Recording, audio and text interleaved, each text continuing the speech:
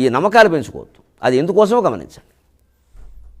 అప్పుడు నా అత్యుచ్ఛ్రితం ఆ ఆసనం కూడా మరి ఎత్తుగా ఉండొద్దు. ఇప్పుడు సరిగ్గా లెక్క చెప్పండి. పైన 500 కింగ్ సర్కిల్ అక్కడ ధ్యానం తప్పు, ధ్యాన మార్గానికే తప్పు. అది అంత ఎత్తులో ధ్యానం చేయకూడదు. అసలు మహాతపస్సులు కొండ కొమ్మును కూర్చుని శిఖరాగ్రాల్లో తపస్సు చేసిన వాడితో పోల్చొద్దు. 500 రూపాయలు కట్టిన వాడును అది శంకరాచార్య ఒకటి కాదు.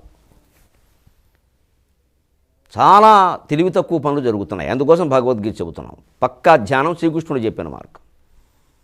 నా అత్యుచ్ఛ్రితం మరీ ఉన్నతంగా ఉండకూడదు ఆసనం, కింద పడతావు, నీ దృష్టి పడతామేమో అన్నట్టుగా ఉంటుంది. నా అతి నీచం మరీ లోతుగా ఎక్కడో కొండ లోయల్లో కూర్చుని చేయొద్దు, ప్రమాదం, ఏ పాము వచ్చి మీద పడుతుంది. సమానంగా చూసుకో. చేలాజిన కుశోత్తరం, చేల వస్త్రం, అజిన జింక చర్మం, కుశ దర్భ ఉత్తరం. అంటే ముందు దర్భచాప వేసి, దర్భగడ్డి చాప వేసి దాని మీద ఒక జింక చర్మం పరుచుకొని దాని మీద వస్త్రం ఏదైనా ఓ శుభ్రమైన బట్ట. ఇది ఎందుకోసం చెప్పారు అంటే ఇళ్లలో కూడా కుదురుతుంది. దర్భచాపలు దొరుకుతున్నాయి, జింక చర్మాలు దొరుకుతున్నాయి. ధ్యానం చేసేటప్పుడు ఆ ఏకాగ్రత మనకంత సీన్ లేదు, మామూలుగా చెబుతున్నాను. ఏకాగ్రత బాగా కుదిరాక ఒక రకమైన వేడి కిందికి దిగుతుంది. మామూలుగా కూర్చున్నా కూడా కొంత వేడి దిగుతుంది, కింద చేయడితే వేడిగా ఉంటుంది. నా శరీరం నిత్యం మండే హోమం, అది సూర్యుడు స్వగ్రామం అన్నారు మా కవి శేషేంద్ర శర్మ గారు. అంత వేడి ఉంది శరీరం, అది దిగుతుంది. ఆ దిగినప్పుడు భూమి కంపించకుండా ఉండాలి అంటే మనకి నవ్వుగానే ఉంటాయి, మనకి అంత కూడా ఎక్కడది. కానీ మరి జరుగుతుంది. విశ్వామిత్రుడు, వశిష్ఠుడు అలాంటి వాళ్ళ విషయంలో జరిగింది. మరి 3 లోకాలు తలడిల్లిపోయాయి అంటే ఇది సాధ్యమైనంత వరకు ఆ విద్యుత్ శక్తిని ఎర్తయ్యే విధానం అంటారు. ఆ ఎర్తయ్యే విధానం కోసం ఈ ముందు ఒక దర్భచాప, దాని మీద జింక చర్మం, దాని మీద మామూలు వస్త్రం, కాస్త మెత్తగా ఉంటుంది. ఈ వేడిని లాక్కుంటుంది, శరీరానికి వెంటనే హాని కలగకుండా చేస్తుంది. లేకపోతే ఒక్కోసారి ఆ తేజస్సు ఏదైనా ధ్యానశక్తి మనలో ప్రవేశిస్తే ఈ శరీరం పేరిపోతుంది. అందుకే మాస్టర్ సిబివి మార్గంలో ఉండేవారిని ఏదైనా తిని కూర్చోమంటారు గొడవ లేకుండా. ఆయన అనుభవం ఉన్నవాడు కూడా చెప్పాడు. వారు చెప్పింది అలాగే చేసుకోవాలంటే ఆ ధ్యానానికి అది పద్ధతి. అప్పుడు సమంకాయ శిరోగ్రీవం, ధ్యానానికి కూర్చున్నప్పుడు ఇలాగా చేద్దాంలే, ఉయ్యాల్లో కూర్చుని ధ్యానాలు సాగవు. ధ్యానం చేయాల్సింది ఏదో చదువుకోవచ్చు, గ్రంథం చదువుకుందుకు ఉయ్యాల పర్వాలా, టీవీ చూడడానికి ఉయ్యాల పర్వాలా, నీ అంతటి నువ్వు ఏదైనా శ్లోకాలు పాడుకుంటే ఉయ్యాల పర్వాలా. ధ్యానం ఉయ్యాలలో ఎలా చేస్తావు? అది కుదరదు, అప్పుడు జంపాలు అవుతుంది అది. అందుకని సమంకాయ శిరోగ్రీవం, కాయం ఈ శరీరం, శిరస్సు, కంఠం ఇవన్నీ చక్కగా ధారయన్ అచలం స్థిరక, అలా అవన్నీ సమంగా ధరించి అచలన్ స్థిర, కదలకుండా అలా కూర్చుని అప్పుడు ధారయన్నచ సంప్రేక్షనాశిక అగ్రం స్వం దిశశ్చ అనవలోకయన్, అర్ధనిమీలత నేత్రాలతో కళ్ళు సగం మూసి, కిందికి సగం మూయాలని నువ్వు ప్రయత్నం చేసి రెప్పలు మూయక్కల్లా, నువ్వు ముక్కు కొస చూడు, అప్రయత్నంగా అవి సగం మూసుకుంటాయి. సంప్రేక్షనాశిక అగ్రమస్వం, నీ ముక్కు కొసను నువ్వే చూస్తూ, దిశశ్చ అనవలోకయన్, పక్క దిక్కులకేసి చూడొద్దు. ఇప్పుడు ఈశాన్యంలో బరువు ఎందుకు పెట్టద్దన్నారు? ధ్యానం సాధారణంగా ఈశాన్యంలో చేసుకుంటాం, దేవుడి పేట అక్కడ ఉంటుంది, దేవుడి మందిరం. ఆ ఈశాన్యంలో ధాన్యం బస్తాలో, సూట్ కేసులో, నగలో, ఏవో పుస్తకాలు ఉన్నాయనుకో, అవి తీయడానికి ఎవడో వస్తాడు, నీ దృష్టి చెడిపోతుంది. లేదు నగల మీదకో ధాన్యం బస్తాలు ఎలకలు కొట్టేస్తాయి, నీ దృష్టి చెడిపోతుంది.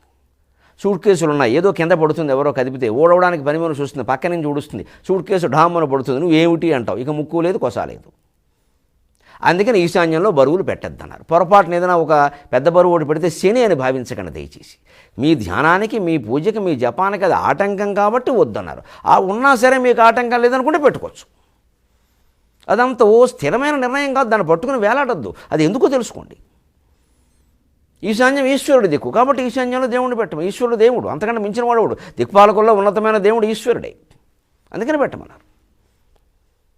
చక్కగా తత్వాన్ని తెలుసుకోవడం మానేసి వస్తువులు వాడడం ఎలాంటిదంటే, లోపల ఉన్న విద్యుత్ గురించి ఒక్క విషయం తెలియకుండా మనము పరికరాలన్నీ కొనేస్తే షాక్ కొట్టదా? అది ఏమిటండి, ఎంత విద్యుత్, ఎంత వోల్టేజ్, ఎలా వాడాలని తెలుసుకోవాలా వద్దా? యాక్వా ఫ్రెష్కి ఎంత కరెంటు, ఫ్రిడ్జ్కి ఎంత, ఏసీకి ఎంత, ఫ్యాన్కి ఎంత, ట్యూబ్లైట్కి ఎంత, అది తెలుసుకుంటే జాగ్రత్తగా వాడతాం.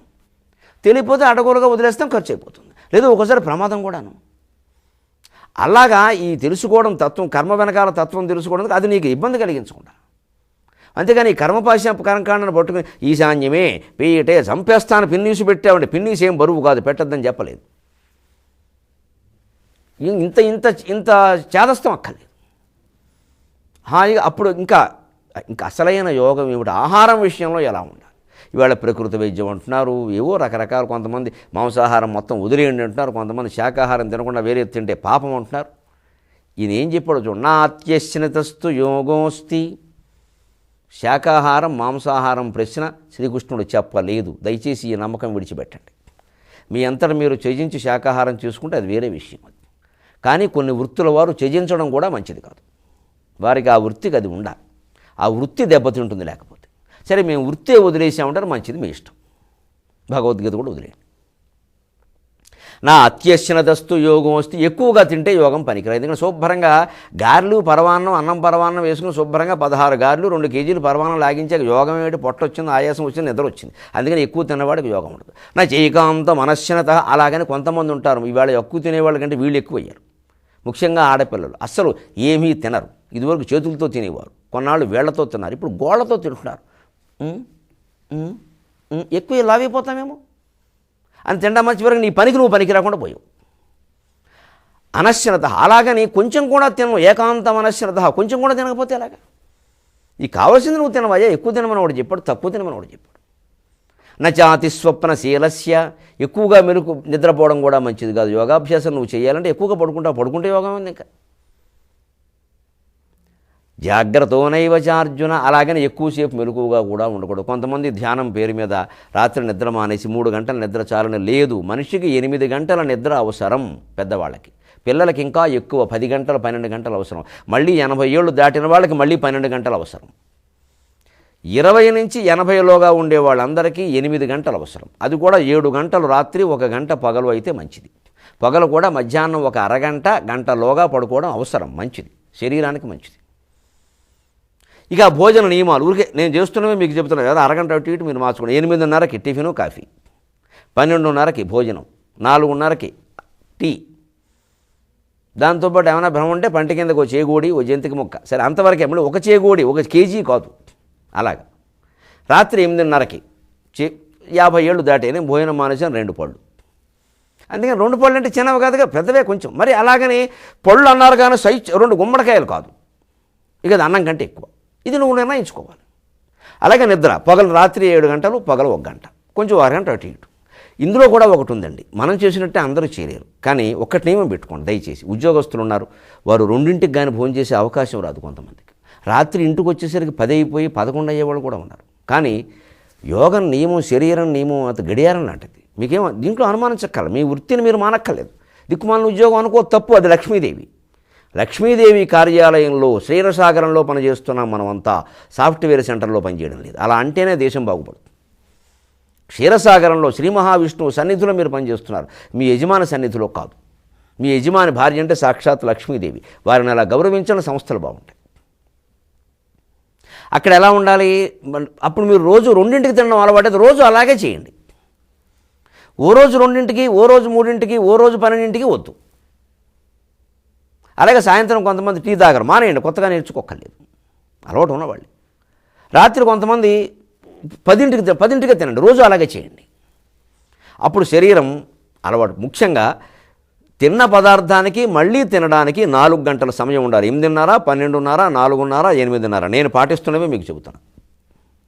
నాకు రాత్రి సభలు ఉంటాయి. 8:30కి భోజనం కాదు, నేను పళ్ళు తింటాను. పళ్ళు కూడా వీలు కాదు, ఆలస్యం అవుతుంది. అందుకే పళ్ళు పెట్టుకున్నా. ఆలస్యం అయినప్పుడు భోజనం చేస్తే అరగదు. పైగా రాత్రి ప్రయాణం, మళ్ళీ నేను ఏ రైలో ఎక్కాలి. అందుకని శుభ్రంగా 2 పళ్ళు తినేస్తే గొడవలేదు. 12ంటికి తిన్నా పళ్ళు అరుగుతాయి. అప్పుడు కూర్చొని బొబ్బట్లు, గారెలు, ఆవుళ్ళు మొదలు పెడితే పళ్ళకి పని చెబుతాయి. ఇదే తేడా.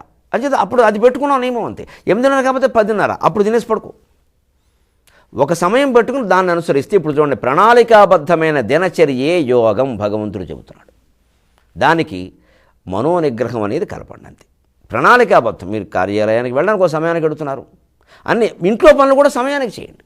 ఇంట్లో వస్తువులన్నీ ఎక్కడెక్కడ పెట్టండి, అదో దివ్య రహస్యం. ఎక్కడ వస్తువులు అక్కడ పెడితే కూడా వాడు మహాయోగి. వాడికి ఆత్మజ్ఞానం 5 ఏళ్లలో కలుగుతుంది. 5 ఏళ్లలో నేను రాసిస్తా.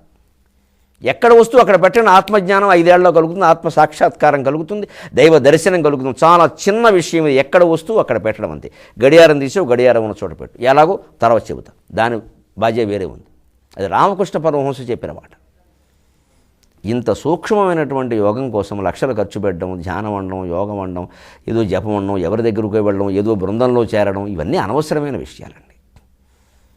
నువ్వు ఇంట్లో కూర్చుని హాయిగా చేసుకో, నీ ఇల్లు బృందావనం చేసుకోవడం మానేసి బృందాల చుట్టూ తిరగడం అంతా జీవితాన్ని బొంద పెట్టుకోవడమే. మన్నింతురుగాక. సెలవు.